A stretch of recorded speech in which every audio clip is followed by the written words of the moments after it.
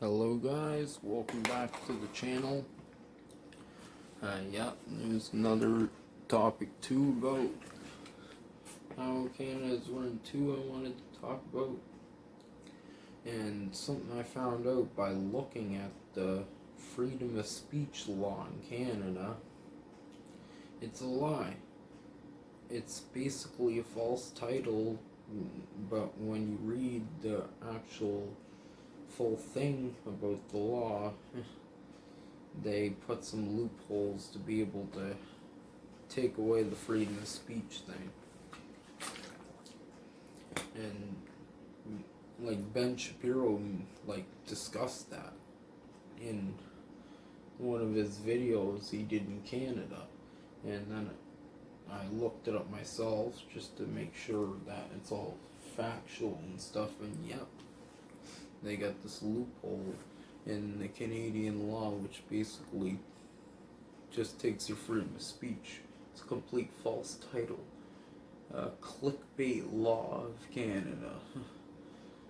You can go search it up yourself, look at the freedom of speech law in Canada, and you'll find the friggin' loophole if you read the whole thing.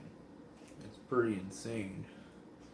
They lead you to believe that you get freedom of speech in Canada. That's another lie that they try to teach in schools, though. Teachers will constantly drill that into your head about Canada. That it's the best country, and free health care thing is good and all that, and blah blah blah. They try to drill that in your head when you're young. This is not a free country, that's for sure.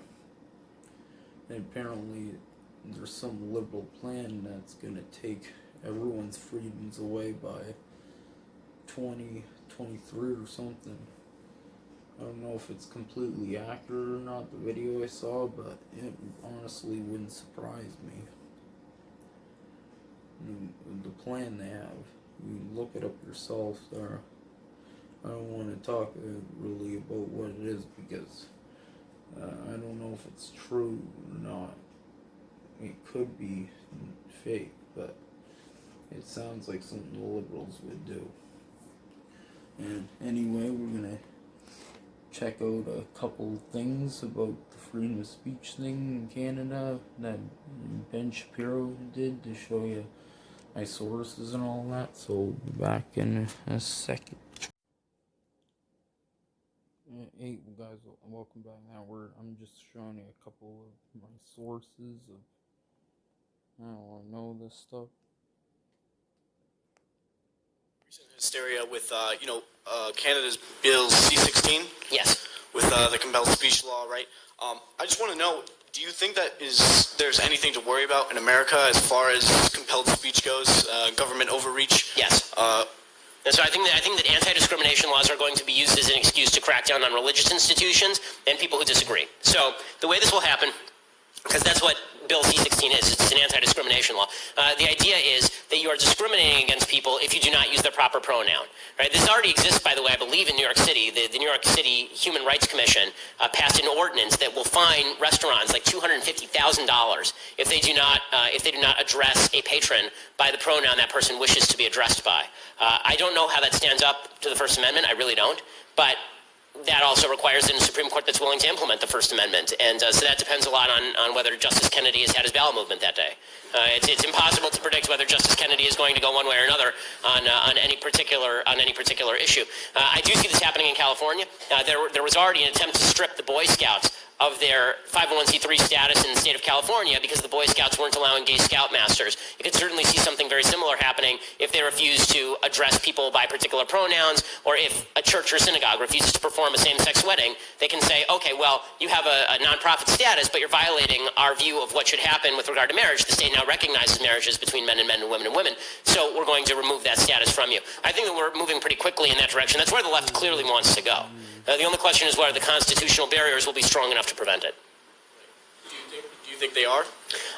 Again, I think that it depends. I think it's up to us. I don't rely on the Supreme Court to protect the Constitution because it historically has done a pretty poor job of it. There ain't any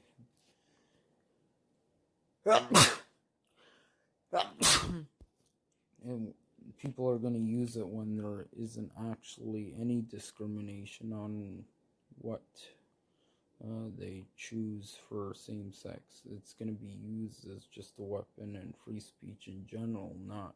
It's not going to be used to stop that. It's going to be used for just different reason. It's basically that in disguise. And we're going to go on another clip. So, hey guys, welcome back. Now we're going to check out one. It's called He Completely Ruined Canada. Ben Shapiro Slams Justin Trudeau. I'm interested to hear this. I put it all in a Amendment, you guys have hate speech laws. You have a criminal code of Canada advocating for penalties of up to 2 years in prison for inciting hatred against an identifiable group, which is insanity, since obviously there is no great legal definition of any of these terms. They are all far too broad. As a lawyer, Bill C-16 is an abomination. Bill C-16...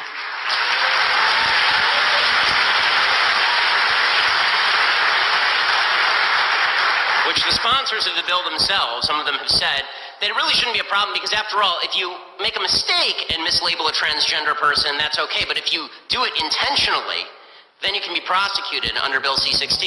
And this is a violation of basic free speech principles. It's also a basic violation of science. And we have now come to the point for the left where science itself is an obstacle to their agenda. And that's why you see on campus Professor Peterson being ripped up and down by University of Toronto for failing to properly abide by the idiotic strictures of an anti-scientific program that denies biology in favor of subjective self-measurement.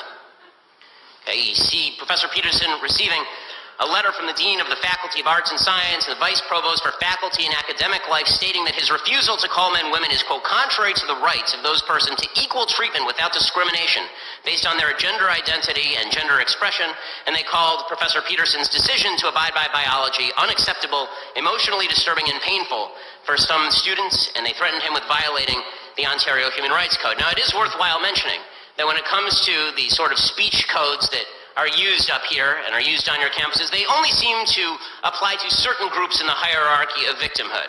So Jews seem to be left out of this particular situation.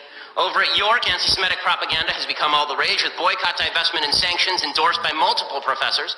BDS is, of course, a pure form of anti-Semitism, unwatered down and undiluted, despite all attempts to mask it. The York Federation of Students has formed an official alliance with the Students Against Israeli Apartheid, and there is, of course, the mural at the Student Center that showed a Palestinian man holding rocks and gazing. I kind of get why people don't know this stuff, because they've been brainwashing the complete opposite to you in school since you're in, like, freaking grade 1. Jewish settlement. According to B'nai B'rith, high school students who visited York were told they didn't understand victimhood because they were Jewish. All of this stuff is okay.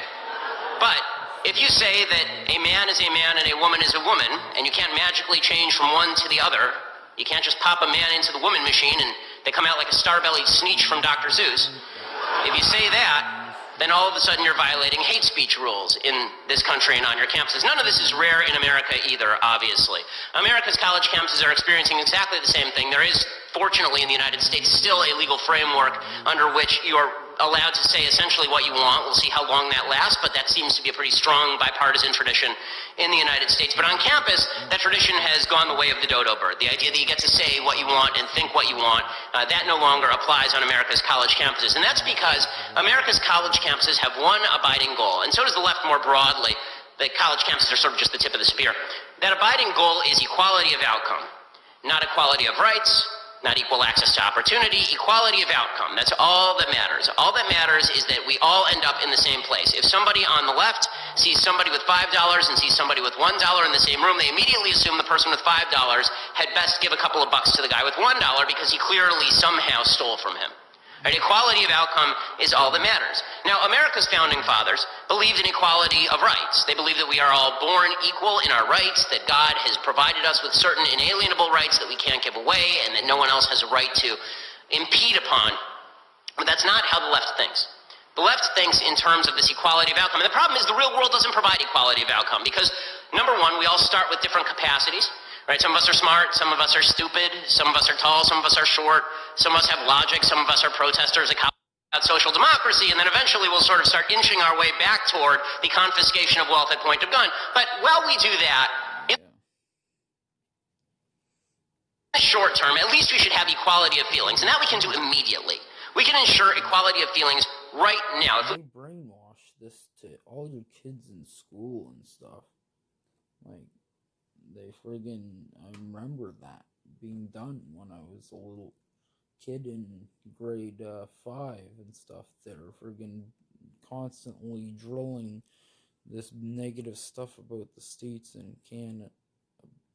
can't all feel equal in our achievements, then we can at least all feel equal when it comes to our feeling of victimhood at the hands of Western civilization.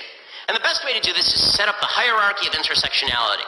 And a bunch of people have talked about this tonight, but they're really, people say that it's hard to distinguish what that hierarchy is. It's not hard at all. We all know it, right? I mean, if you're on a college campus, if you're living in a leftist area, you know what the hierarchy of intersectionality is. Anyway, guys, I'm going to put the link to it so you can actually look at the whole thing. Don't want to friggin' show the whole thing because then that's taking views from someone, you know. But I wanted to show you that in 5 minutes. If you want to watch the rest of it, I'm going to put the link in the description for all the clips sources. So back to talk about the situation. Hey guys, welcome back. Yeah, now knowing this stuff about knowing the truth about how Canada really is, really makes me want to immigrate to the States.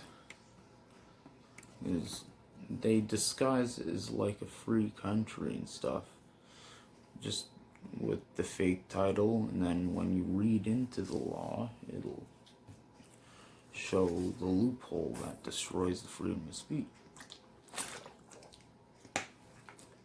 But the thing is, it's also possible that a lot of people don't actually read the law, they just read the title of it. But if you actually look into it, you'll find out the freedom of speech thing is not true whatsoever in Canada. It's pretty freaked up.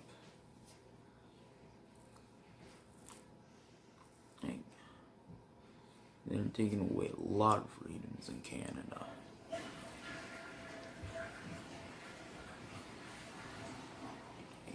No wonder they don't want people to know this stuff about Canada. Because if that was the case, Canada would lose its entire population. They would all immigrate to the United States if they knew this stuff. But the fact that all the friggin' stuff about the healthcare and stuff is just, it's like, what the hell? I thought it was a free country. Like, it's sort of being run like, almost like North Korea. The only difference is with the labor camps and all. But in that situation, that is one thing they do have in common with a country like North Korea. The freedom of speech thing. Like, you can actually get charged for that loophole. So, the only difference between them and North Korea is they aren't starving thing of their people, and the fact that I think it's because it's like it's communist Canada, man. Like, North Korea is dictatorship, which is a big difference in the type of government, but I would say Canada is probably in the communist government part. And the fact that doctors only make 60 grand a year.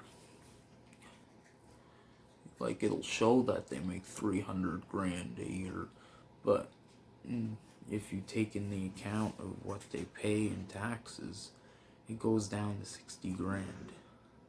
They use that as a way to cover up their actual salary. To make it look like, oh, they get paid 300 grand a year or so. But in reality, it's 60 grand and the rest is taken out with taxes. Which in the States, And doctors would make way more. They would make that and not pay as much in tax. So they basically would make 200 grand a year actually.